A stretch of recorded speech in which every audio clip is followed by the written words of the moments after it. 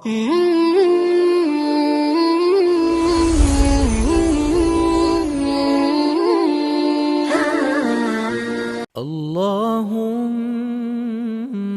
لك الحمد كله. اللهم ارحم موتانا.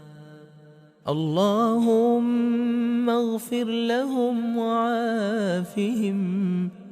اللهم اشف مرضانا.